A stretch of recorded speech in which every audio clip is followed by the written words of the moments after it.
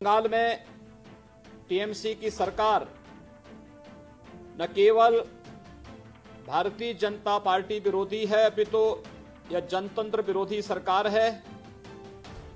यह सरकार संविधान विरोधी है और यह सरकार लगातार जनभावनाओं के साथ खिलवाड़ करते हुए बंगाल के विकास को बाधित कर रही है।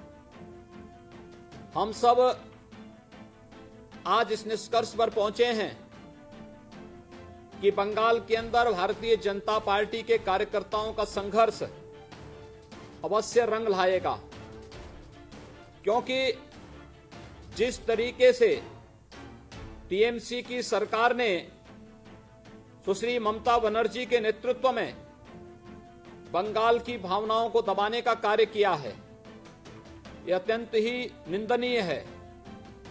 वहां पर शारदीय नवरात्र में हिंदुओं को पूजा करने से रोका जाता है, मां दुर्गा की पूजा करने से रोका जाता है। वहां पर पंचायत के चुनाव में जिस निर्ममता के साथ विरोधी दलों के कार्यकर्ताओं को नामांकन करने से रोका गया और उनकी निर्मम हत्याएं हुई, यह न केवल लोकतंत्र के सामने एक चुनौती है, अपितु देश के संविधान के सामने भी एक व्यापक चुनौती है। हम सब जानते हैं कि बंगाल के कार्यकर्ताओं के द्वारा जिस उत्साह के साथ इस कार्यक्रम को आगे बढ़ाया जा रहा है, वह अवश्य रंग लाएगा। आज मोदी जी के नेतृत्व में भारत की सरकार ने गांव, गरीब, किसान, नौजवान, महिलाएं, व्यापारी और समाज के प्रत्येक तबके के हितों के लिए जिस कारगर तरीके से अपनी योजनाएं आगे बढ़ाई हैं, बंगाल में टीएमसी की सरकार उन योजनाओं को लागू नहीं करने दे रही है। उन योजनाओं को लागू करने के मार्ग में कहीं गरीबों को, किसानों को, नौजवानों को, महिलाओं को, व्यापारियों को योजनाओं का लाभ न मिल पाए, इसके लिए पूरा षड्यंत्र टीएमसी की सुश्री ममता बनर्जी की सरकार बंगाल के अंदर करती है। और इसलिए समय आ गया है जब योजनाओं का लाभ समाज के प्रत्येक तबके को बिना भेदभाव के मिल सके, आपकी आस्था का सम्मान मिल सके और साथ ही साथ बंगाल समृद्धि की ओर एक बार पुनः अग्रसर हो सके। इस दृष्टि से हम सबको मिलकर के बंगाल के अंदर एक नए परिवर्तन के दौर के साथ आगे बढ़ना होगा। यह संभव है।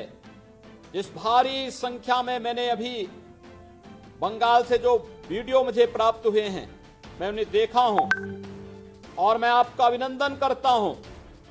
इतने प्रतिरोध और प्रतिबंध के बावजूद हजारों की संख्या में भारतीय जनता पार्टी का कार्यकर्ता टीएमसी की गुंडागर्दी का मुकाबला करते हुए आज रायगंज की सभा में पहुंचा है।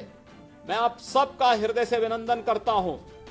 मैं वहां पर टीएमसी की सुश्री ममता बनर्जी की सरकार को इस बात के लिए चेतावनी भी देता हूं कि जिस तरीके से लोकतंत्र को कुचलने का कार्य टीएमसी की सरकार के द्वारा किया जा रहा है, यह अत्यंत शर्मनाक है, यह अत्यंत निंदनीय है। ममता बनर्जी को इस बात को याद रखना होगा कि भारतीय जनता पार्टी इस देश के साथ साथ 16 अन्य राज्यों में शासन चला रही है। लोकतंत्र के प्रति हमारी प्रतिबद्धताएं हैं, लोकतांत्रिक मूल्यों और भारत के अंदर भारत के संविधान के प्रति हम सब ने शपथ ली है। हम उन मूल्यों और आदर्शों से अपने आप को अलग नहीं कर सकते। और मेरा यह मानना है कि आज जिस प्रकार की ओछी मानसिकता के साथ टीएमसी की सरकार बंगाल के अंदर कार्य कर रही है, इसे कतई स्वीकार नहीं किया जा सकता है। और मैं आप सबका आह्वान करूंगा, बंगाल की अपनी एक गौरवशाली परंपरा रही है। भारत की बौद्धिक परंपरा का प्रतिनिधित्व बंगाल ने किया है।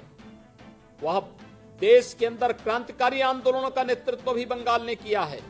और इसलिए मैं आप सभी कार्यकर्ता भाइयों बहनों को इस बात के लिए आश्वस्त करता हूं, हम लोग बंगाल जरूर आएंगे। बंगाल आकर के बंगाल के अंदर की अराजकता का मुकाबला करेंगे।